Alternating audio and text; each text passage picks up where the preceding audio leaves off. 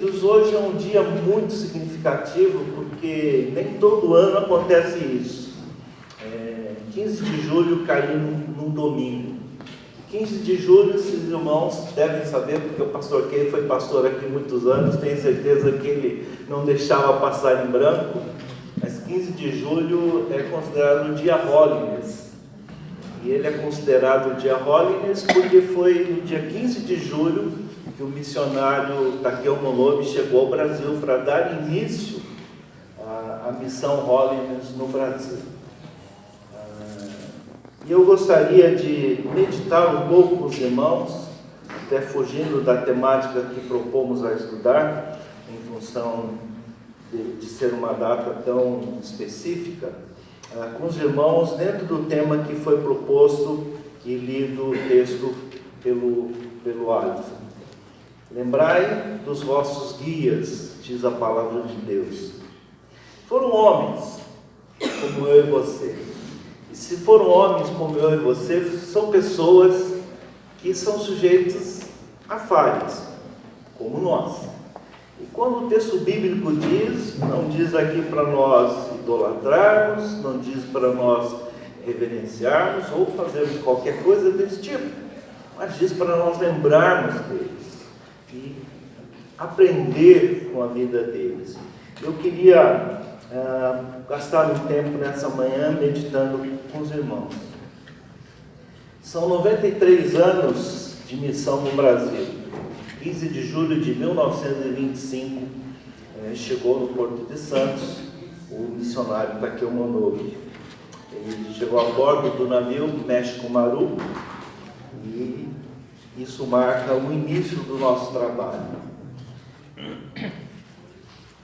E eu gostaria de seguir esse texto bíblico de Hebreus 13:7 e meditar com os irmãos em 3 partes que o texto bíblico nos apresenta. Primeiro, o texto bíblico diz para nós lembrar dos nossos líderes da NVI, dos nossos guias atualizados.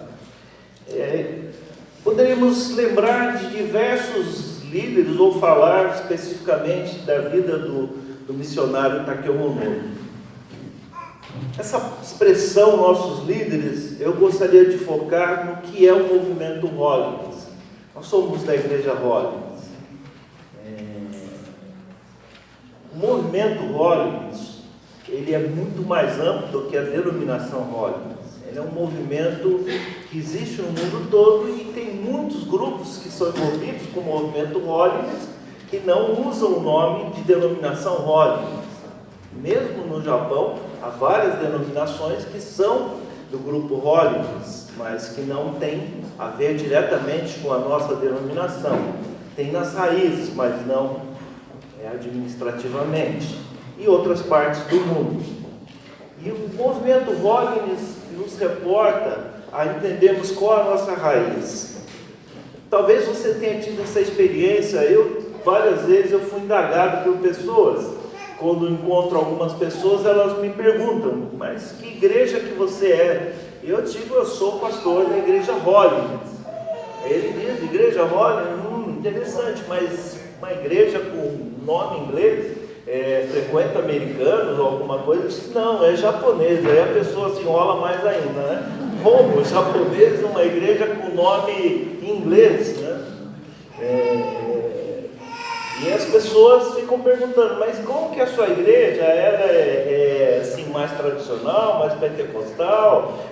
Como que essa denominação? Nunca ouvi falar, não sei que denominação que é essa, né? Em algumas esferas evangélicas, tem pessoas que conhecem, outras não. Você deve ter enfrentado essa mesma pergunta: você é da Holiness, mas o que é a Holiness? Hoje, pelo envolvimento da nossa denominação aqui na região de São Paulo, com eventos como o Festival do Japão, que vai acontecer na semana que vem, o nome Holiness começa a ter um pouquinho mais de divulgação no setores da sociedade, que não somente das igrejas. Mas o movimento Holiness, ele tem origem primeira pessoa que a gente pode dizer que é a raiz está em John Wesley. Já ouviram falar de John Wesley? John Wesley é o que deu origem posteriormente à igreja metodista. E a nossa raiz está aí porque o bispo que fundou a igreja Hollins, o bispo Jude Nakari, ele era um pastor metodista. Então a nossa raiz está dentro do metodismo. John Wesley é o primeiro líder, o primeiro guia que eu gostaria que nós pensássemos um pouquinho, e me perdoem de eu ficar relatando algumas coisas do ponto de vista histórico, que às vezes é meio cansativo, mas eu acho que é importante de nós lembrarmos. Wesley era um pastor anglicano, e a denominação que ele acabou dando origem foi chamada de metodista porque ele era extremamente metódico, daí o nome metodista. E ele era filho de um pastor anglicano, 15 irmãos, 16 filhos dessa família tinha. A biografia dele reporta que Susana Wesley, a mãe dele, teve um papel extremamente importante na vida de Wesley. E Wesley estudou na Universidade de Oxford, formou-se como pastor. E ele iniciou a sua jornada ministerial. Ele se desloca para os Estados Unidos, na época não chamava Estados Unidos, para a região da Geórgia, e ele passa um tempo ali, e na volta desse período, que foi extremamente frustrante para ele, porque eu li uma biografia dele que dizia que ele não gostou de duas coisas. Primeiro, porque ele não gostava de índio, e lá tinha muito índio. E segundo, porque as pregações dele parece que não eram muito bem acolhidas pelas pessoas. Ele não era, na época, considerado um pregador com muita empolgação. Outros pregadores contemporâneos dele, como George Whitefield, eram pessoas mais vibrantes, que faziam sacudir as multidões. Não era o caso de Wesley, me parecia. E quando ele volta para a Inglaterra, o navio que ele estava enfrenta uma grande tempestade. O que acontece é que durante essa tempestade, ele e o irmão dele, Carlos, eles enfrentam uma realidade. Estou com medo de morrer. E ele enfrenta uma segunda realidade, porque crendo em Deus, eu tenho medo de morrer. Mas ele olha um grupo de imoráveis que estão ali cantando e louvando o nome do Senhor no meio da tempestade. E ele começa a se perguntar: o que essas pessoas têm que eu não tenho?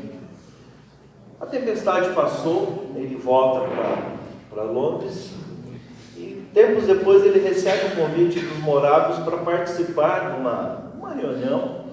Era uma reunião de oração, um culto de oração normal, e ele vai a essa reunião de oração num lugar chamado Rua Aldersgate, em Londres, e ele foi a uma reunião de oração normal, e a pessoa que estava dirigindo estava lendo um prefácio de Martinho Lutero sobre a justificação pela fé. E ele relata no seu diário que quando essa pessoa estava lendo esse texto, ele teve um encontro com Deus, que ele diz assim: o meu coração foi estranhamente aquecido. Por isso, para os metodistas, e nós como herdeiros do movimento metodista deveríamos considerar melhor essa data, 24 de maio, é conhecido como o Dia do Coração Aquecido. Algumas vezes participamos de algumas celebrações aqui em São Paulo, que nós chamamos de Celebração do Coração Aquecido. 24 de maio de 1738, Rua Aldersgate, Wesley tem um encontro com Deus que transforma a sua vida. Para alguns historiadores, aquela foi a conversão de Wesley. Para outros historiadores, e no próprio diário de Wesley, ele declara que aquilo foi uma segunda bênção que ele recebeu de Deus depois da sua salvação. Depende da perspectiva que os historiadores de uma linha evangélica preferem dizer que foi a conversão dele, e de uma outra linha preferem citar como sendo uma segunda bênção. A nossa igreja entende como uma segunda bênção que ele teve um encontro com o Espírito Santo de Deus. Não era nenhuma reunião que estava fogo caindo para todo lado, não havia nenhum fuzuê especial, mas naquele momento o Espírito Santo visitou o coração desse homem. E a partir disso, Wesley tem uma mudança tão grande na sua vida, e seu ministério foi totalmente transformado. E ele começou a pregar com uma intensidade muito grande sobre essa necessidade das pessoas terem essa segunda bênção, ter uma vida transformada pela obra do Espírito Santo, pela santificação. Daí o movimento se chamar Holiness. E ele foi impedido de pregar nas igrejas anglicanas, porque quando ele chegava, ele pregava, depois ele começava a causar muito problema. A igreja anglicana naquela época, Inglaterra, nesse período, está vivendo um período de conturbação social muito intensa, revolução industrial acontecendo, um fluxo enorme de gente que vem do campo para a cidade, as máquinas começando a funcionar com a força do carvão, o carvão mineral sendo tirado, muita gente tendo que trabalhar na retirada desse carvão, muita gente trabalhando com uma mão de obra muito precária nas indústrias e aglomeração enorme nos grandes centros. Então era um momento de conturbação social e de desigualdades sociais muito intensa. E Wesley começou a pregar sobre essa necessidade de uma vida reta aos olhos de Deus e não foi muito bem acolhido pelos anglicanos da época. Então ele começou a ser impedido de pregar. E Wesley usa uma de suas afirmativas que se tornaram uma das suas máximas, que ele declara: o mundo é a minha paróquia. Paróquia é uma expressão que os anglicanos usavam, que os metodistas em alguns lugares ainda usam. O mundo é a minha paróquia. Wesley viveu 55 anos de ministério. Isso aconteceu no ano de 1738. Ele teve 55 anos de ministério. Desculpa, uma afirmativa que eu tirei de uma biografia. Diz assim: durante os 55 anos, abre aspas, desde a primeira à última entrada no seu diário, Wesley anotava, daí tem muitas informações sobre o que ele escreveu. Wesley pregou mais de 42 mil sermões, viajou mais de 400 mil quilômetros a pé, a cavalo, de carruagem e de navio. Escreveu mais de 200 livros e panfletos. Um outro lugar que eu li diz que ele pregava diariamente 3 vezes. A primeira vez às 5 da manhã, quando o povo estava indo para trabalhar na indústria, ele pegava o pessoal na rua ele pregava. E em outros momentos durante o dia e a noite, 3 vezes pelo menos por dia. Ele escreveu, existe disponível na internet, você pode procurar lá, Sermões de Wesley, vários sites da Igreja Metodista tem. Esse foi John Wesley. Quais foram os resultados do movimento de avivamento que Wesley causou na Inglaterra? Segundo os historiadores, não necessariamente evangélicos, a Inglaterra não passou por um processo semelhante à Revolução Francesa por conta da influência que teve a pregação de Wesley na Inglaterra. Os principais abolicionistas eram wesleyanos. Os primeiros movimentos que defenderam o direito desses que trabalhavam na extração do carvão, hoje nós diríamos sindicalistas, naquela época não se dizia, diria o direito dos que estavam sendo oprimidos eram do movimento wesleyano. Wesley, com a sua pregação, não trouxe apenas uma santidade de vida, mas ele trouxe uma transformação social nos seus dias. O evangelho, hoje nós falamos muito em evangelho integral. Naquela época não se existia a expressão, existia a expressão evangelho, que naturalmente era integral, atingia todas as facetas da vida de uma pessoa e naturalmente a sua vida no meio da sociedade onde ele estava presente. O movimento de Wesley teve esse impacto.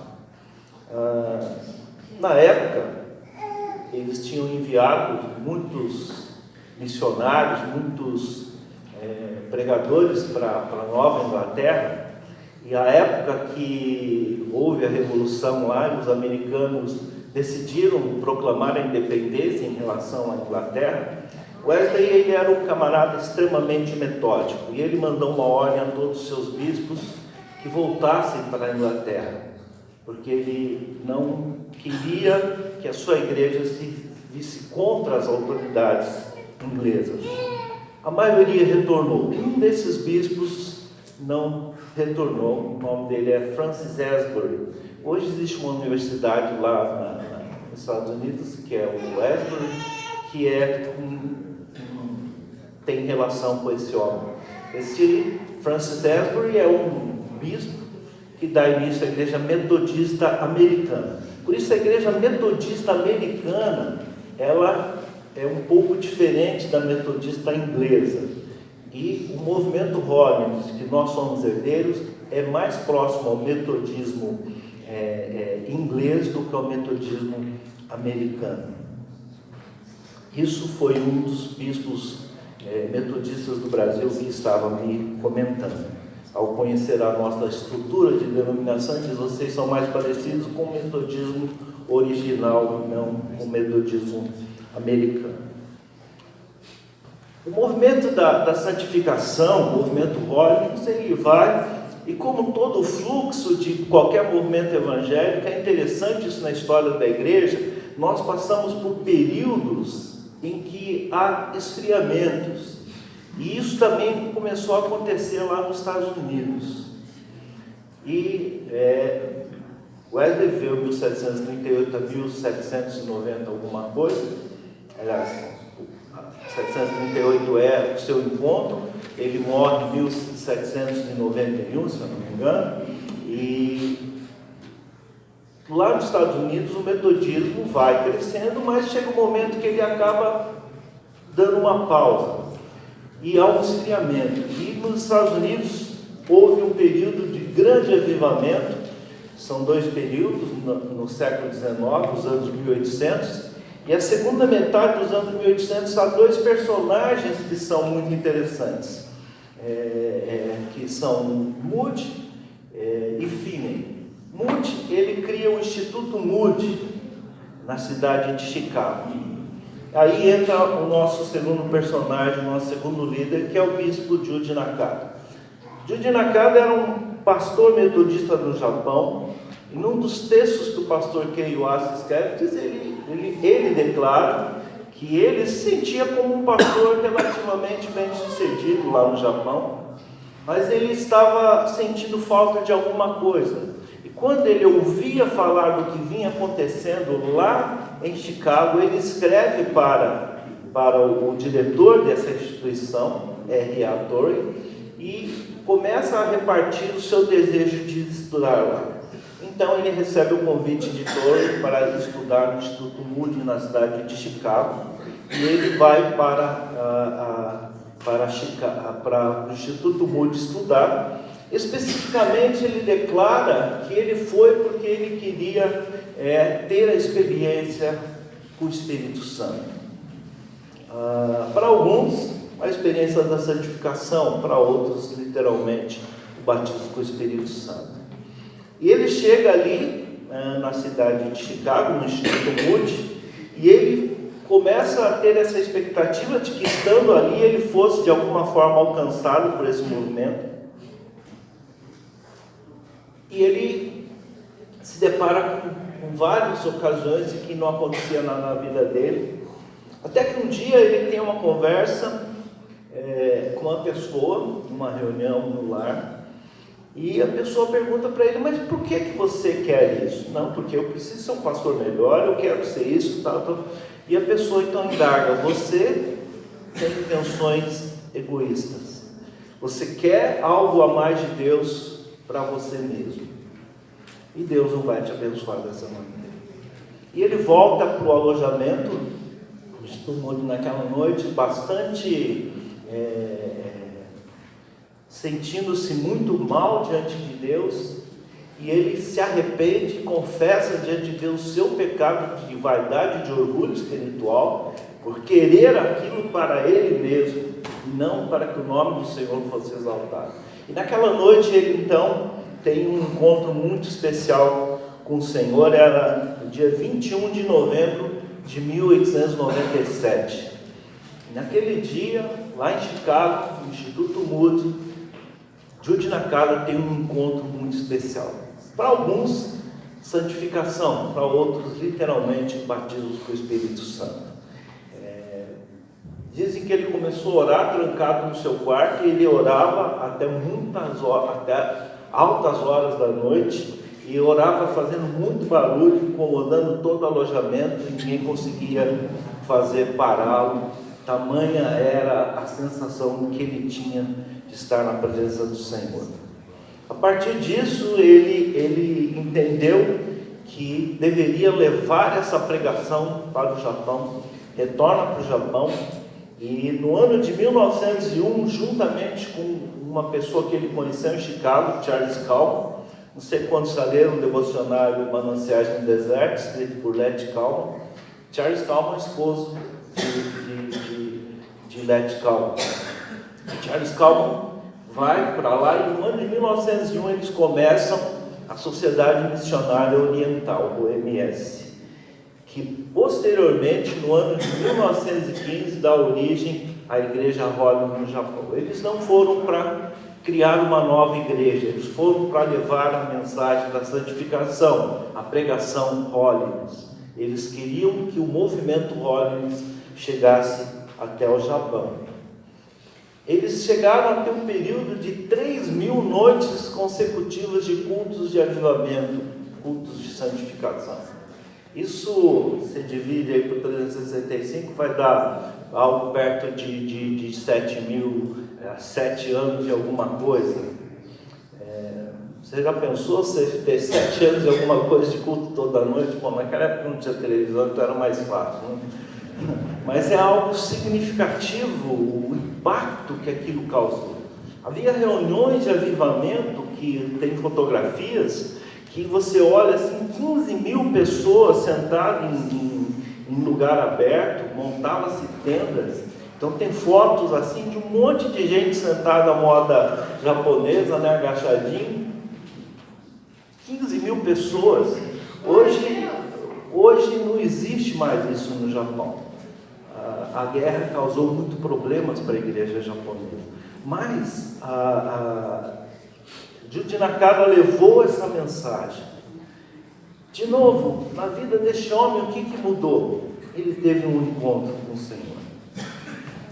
O terceiro personagem é o fundador da nossa igreja, pensando nos nossos guias, nosso líder. Na época, ele ainda não era um pastor ordenado, ele era um evangelista, está aqui o meu nome. Ele era filho de monges budistas.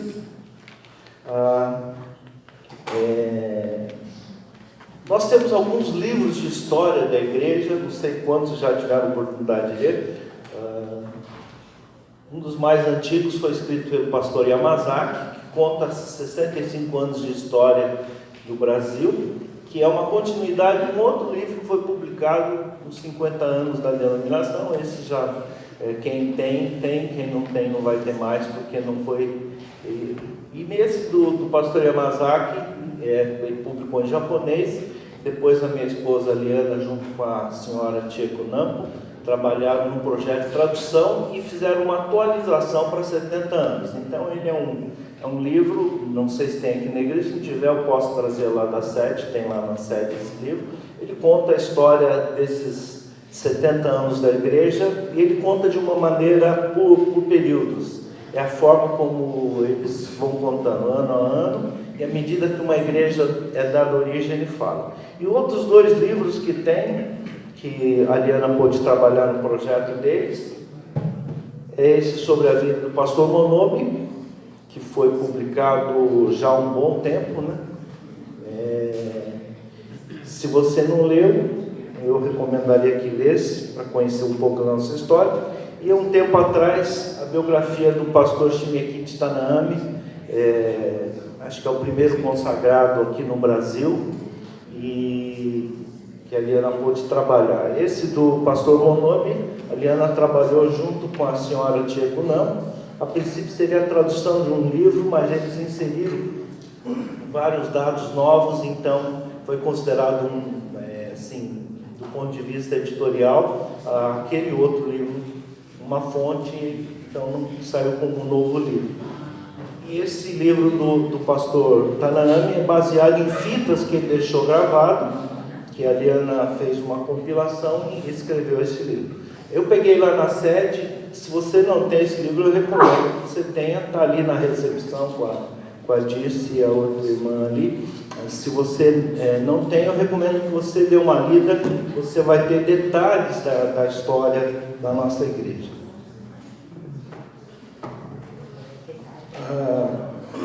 Pastor Monobi, aqui nesse livro você vai encontrar todos esses detalhes, mas ele é um filho de um monge budista. Ele se converte no ano de 1915, e quando ele se torna um cristão, ele sofre muito dentro da sua casa, e por fim ele acaba sendo,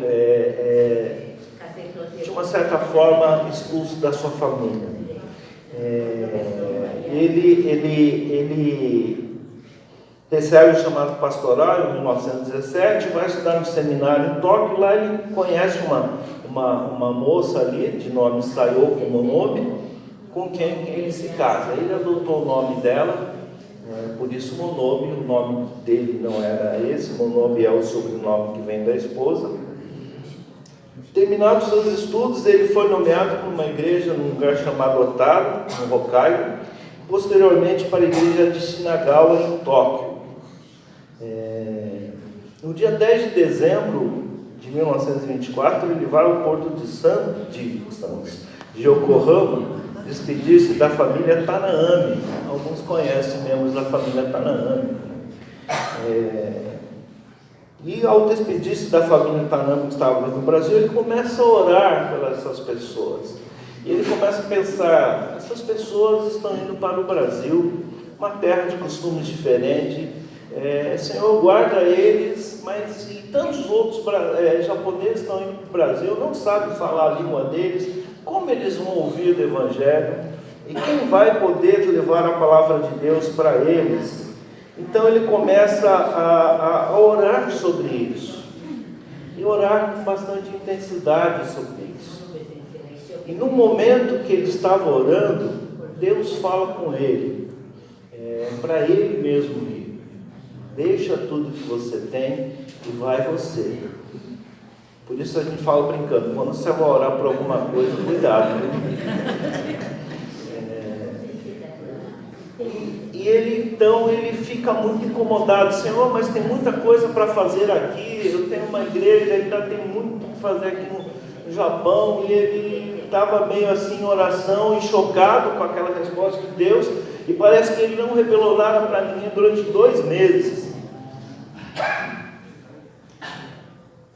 Guarda isso no coração dele por 2 meses.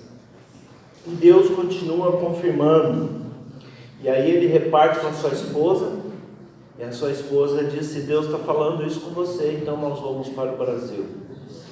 E ele então procura o bispo diz: bom, você quer ir? Pode ir, abençoe e manda, só isso, né? Uma mão na frente e outra atrás.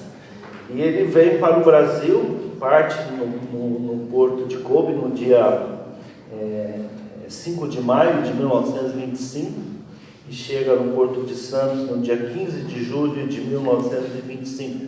Primeiro veio ele, no ano seguinte, 26, acho que é 26, chega a esposa com os filhos. Aqui no Brasil nasce mais um filho, que nos anos 80 esteve no Brasil, num concílio lá na Igreja do Bosque.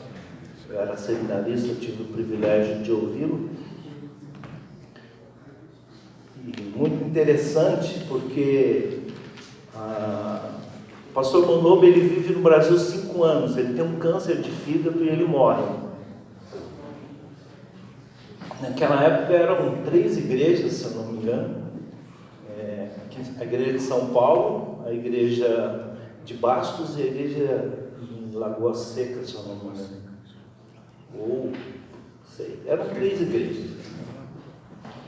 E quando fala-se igrejas, núcleos de reuniões, né?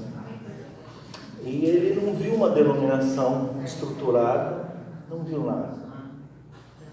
E morreu, a esposa não tem como sustentar, como fazer, não existia uma igreja. Anos depois que ele falece, então o pastor, na época, só Shinekichi Tanami, então ele vai para o Japão levar a família de volta. E ela passa anos muito difíceis, a família sofre bastante. Simplesmente cai no esquecimento, porque ninguém sabia o que o Monobi fez. E anos sem contato com o Brasil. Em 1934 a igreja do Brasil se torna independente da igreja do Japão. E anos sem saber o que vinha acontecendo. Esse contato volta nos anos 60, quando Jun Yuasa vai estudar no seminário lá em Tóquio.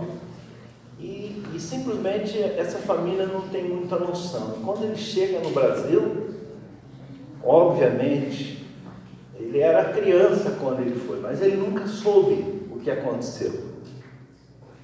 E ele então se depara com uma igreja organizada, uma denominação enorme, mas uma igreja fruto do trabalho do seu pai. 3 personagens principais que nós temos do movimento Holiness, que gostaria que vocês guardassem. A segunda parte do texto, segundo a versão NVI, observem o resultado da vida que tiveram. Quando o texto bíblico diz assim, observe o resultado da vida que tiveram, não é para você contabilizar assim, os frutos que eles falam, vamos contabilizar qual numericamente, estatisticamente, o que é, não é, o que fizeram, o que não fizeram, do ponto de vista humano. Mas quando o texto bíblico fala dessa maneira, ele nos convida a nós olharmos para a vida desses homens e vermos aquilo que Deus construiu através deles. Wesley, eu acabei de falar sobre o legado que ele deixou, um movimento de avivamento tremendo que mudou a Inglaterra e mudou muitas partes do mundo. O Bispo Nakada, com a sua pregação, ele transformou o Japão daquela época. Houve um período na Igreja Rosa que eles fizeram um projeto de uma porção das Escrituras em cada lar no Japão. E eles mandaram gente para tudo quanto é lado. E era meio estilo Jokun. Nem passagem de ida tinha direito, era até a próxima parada. Depois, se Deus desse, dava. Se Deus não desse, era a pé mesmo. E eles tinham que distribuir uma porção. Alguns anos atrás, nós encontramos uma família em Curitiba, e essa família comentou, as esposas tinham contato com a Liana, 2 irmãs, e elas comentaram que quando a Liana contou essa história, elas falaram assim, agora eu entendi, porque os meus pais trouxeram do Japão, eles tinham alguma coisa da palavra de Deus que eles receberam. E ela falou, acho que foi esse negócio aí que distribuíram lá no Japão. Então é um movimento que realmente fez uma transformação no Japão. E o pastor Monobi, ele viveu 5 anos no Brasil. Ele não viu a denominação nascer. Mas Deus foi usando vidas, levantando vidas. No seu falecimento, Deus chama o pastor Shinekichi Tanami. E depois Deus começa a levantar, há um movimento, e Deus começa a trazer, e estamos aqui, e graças à decisão de alguma pessoa, alguém falou de Jesus para nós, e nós tivemos essa oportunidade. São homens que proclamaram o Evangelho para cada um de nós, não eles especificamente. Eu também queria te encorajar a você pensar nas pessoas que são os guias que pregaram o Evangelho para você. Quem são essas pessoas que investiram na sua vida, gastaram tempo para apresentar Jesus para você? Às vezes você herdou isso da sua família, às vezes foi um amigo que te convidou. Pensa nisso, é um privilégio muito grande. Amém. Observe o resultado da vida que tiveram. Monod só viveu 5 anos. Wesley, ele teve uma vida altamente solitária. Alguns críticos dizem assim, mas o Wesley não é um modelo, porque ele casou, a mulher não aguentou e largou ele. Realmente, você ficar 42 mil sermões, 400 mil quilômetros andando, eu acho que ele não tinha tempo para mulher. Mas ele não casou novinho, ele casou já em idade avançada, foi um casamento que arrumaram, porque acharam que era bom que ele não ficasse sozinho. Então não é uma referência, mas é um detalhe da vida dele. Ele não teve filhos, não foi bem sucedido nesse detalhe, não soube cuidar da pessoa com quem ele assumiu um compromisso. Bispo Nakada, a uma certa altura, algumas ideias teológicas começaram a contaminar a mente dele, e realmente ele teve problemas, tanto que a Igreja Royal no Japão ela se esfacelou em vários segmentos, antes mesmo da guerra, e nessa época a Igreja do Brasil se declarou independente da Igreja do Japão. Resultado de vida que tiveram não é a gente olhar e dizer assim, eles morreram com 5 auréolas de santo na cabeça. Mas foram homens que produziram algum resultado na vida de outras pessoas. E a última parte do texto bíblico diz assim, imitem a fé que tiveram, imitem a sua fé. Eu fiquei pensando, olhando a biografia desses homens e de outros homens do movimento Holiness. O que há de comum na fé desses homens que nós precisamos resgatar para a nossa vida hoje, para que a gente possa entender que nós somos herdeiros do movimento Holiness? O que há de comum entre esses 3 homens e os personagens do movimento Holiness são pessoas que tiveram encontros transformadores com Deus. Wesley, Rua Aldersgate, 24 de maio de 1738. Jude Nakada, 21 de novembro de 1897. Takeomonobe não cita o dia que ele tem, então nós não temos essa data. Mas ele fala que foi 2 meses depois, então provavelmente em torno de janeiro de 1925. Homens que tiveram encontros com Deus e que Deus se revelou de uma forma muito especial. Essa sempre foi a marca do movimento Holiness. Uma pregação que leva pessoas a terem encontro real com o Senhor. Encontro que transforme não só a sua vida espiritual, mas que impacte a sua vida familiar, a sua vida social, a sua vida como um todo. Esse é o legado de fé que esses homens nos deixam. Isso é o que nós chamamos de fé Holiness. Homens e mulheres que tiveram encontros transformadores. Pastor Kay diz nesse documento sobre o movimento de santidade que lá nos Estados Unidos, na Nova Inglaterra, os encontros de santidade, eles faziam acampamentos de santidade, que se trazia aquelas carroças enormes, se fazia um monte de carroças, uma área enorme, e ali eles tinham encontros para ter essa pregação. Há uma conferência que é herdeira disso, é o movimento Keswick, que é considerado um dos pontos de avivamento, historicamente falando. Então essa é a marca. Pessoas que entenderam que Atos 1:8 é uma promessa de Deus para as nossas vidas. Mas recebereis poder ao descer sobre vós o Espírito Santo e sereis minhas testemunhas. O poder do Espírito Santo que vem de encontro a pessoas como eu e você, pecadores, que necessitam da graça de Deus, que nos impulsionam e nos movem a realizar a obra do Senhor. Essa é a herança espiritual que os nossos líderes nos deixam. Foram homens de carne e osso? Foram. Tiveram seus problemas? Tiveram. Porque se não tivesse sentido, eles seriam como Jesus, e ninguém é como Jesus. Pessoas que falharam, pessoas que como eu e você, tiveram defeitos. Mas que ao serem visitados pelo Espírito Santo de Deus, foram movidos a realizar alguma obra. Nós não precisamos ser como Wesley, Nós não precisamos ser como Judy Nakada nem como Takemonobe. Nós somos a nossa identidade pessoal. Nós não precisamos ser convocados por Deus para realizar uma grande obra que vai abalar o mundo, mas nós somos convidados por Deus a ter esse encontro. E o que Deus realiza através das nossas vidas. Tem um cântico antigo, nem canta mais, nem sei se cantava por aqui, eu via quando estava lá do lado de Goiânia, que o cara que escreveu diz assim, uma parte da musiquinha, ele falava assim, que no céu nós vamos ter uma surpresa enorme. Nós vamos encontrar pessoas que nós falamos, nossa, como você está aqui? Não, eu estou aqui porque um dia você falou de Jesus para mim e a gente nem sabe. Nós não sabemos contabilizar aquilo que Deus produz através de nós. Há uma coisa na nossa vida ministerial, pastor Joel há de concordar, que é uma riqueza incomparável, quando muitos anos depois a gente encontra alguém que está engajado em alguma coisa e ele vem te dar um abraço e diz assim, obrigado porque um dia você falou de Jesus, acreditou na minha vida. Você fala assim, nossa, é a graça de Deus, porque eu não fiz nada.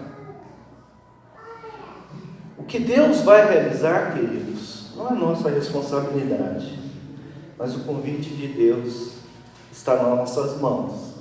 Abrir o nosso coração, experimentar. Essa é a nossa herança, Holly.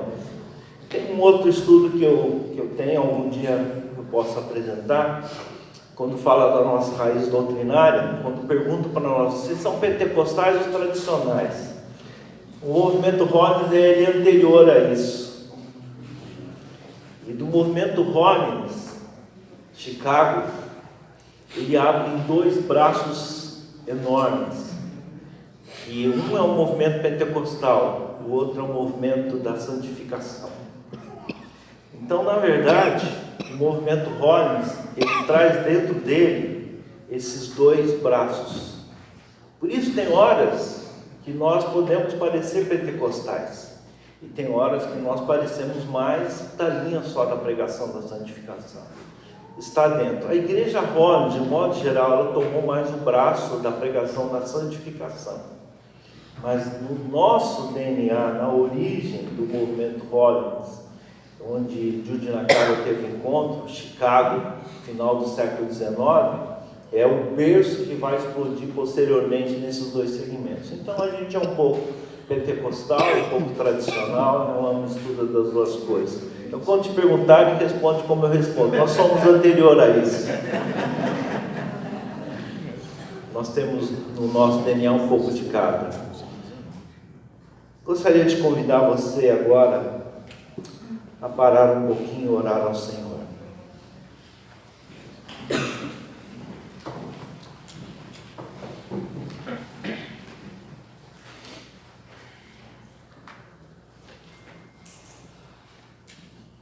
Nessa manhã, queridos, ao relembrarmos do movimento Rollins, do dia Rollins, eu e você somos relembrados de uma promessa que nós conhecemos, que o Espírito Santo viria sobre nós, nos outorgaria poder para sermos testemunhas. Esse é o legado da fé Rollins. Homens e mulheres que tiveram encontros transformadores com o Senhor, cuja vida foi transformada de uma forma tão especial por esse encontro com o Senhor Jesus, por esse encontro com o Espírito Santo de Deus. Reverendo John Wesley, bispo Judy Nakada, pastor Takemonobe, homens de carne e osso como eu e você, mas que tiveram um encontro tremendo com Deus, que experimentaram o poder do Espírito Santo e foram testemunhos do Senhor Jesus. Será que eu e você não precisamos disso também?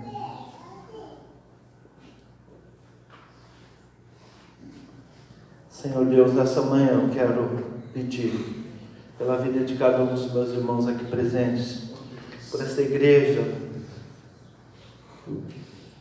Que Teu Espírito Santo flua no nosso meio com toda a liberdade. Amém. Que nós experimentemos, Senhor, o mover de um modo muito especial, de modo que nós sejamos impactados pela presença do Teu Espírito Santo, e sejamos tocados e transformados, de modo que sejamos testemunhas do Senhor por onde andarmos, de modo que possamos viver a vida cristã de forma vibrante, de forma intensa, que possamos viver, Senhor, de modo a Teu nome ser exaltado através das nossas vidas. Aquilo que o Senhor vai construir não é nossa responsabilidade, a nossa responsabilidade é sermos vasos do Senhor, a estarmos disponíveis para ser usados. Nessa manhã, Senhor, toque na vida dos meus irmãos, das minhas irmãs aqui presentes, para que sejam homens e mulheres movidos pelo Teu Espírito Santo e sejam transformados na sua totalidade.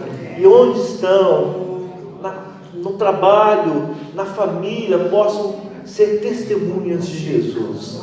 Nós pedimos Tua direção e a Tua bênção, Pai, no nome de Jesus. Amém. Amém.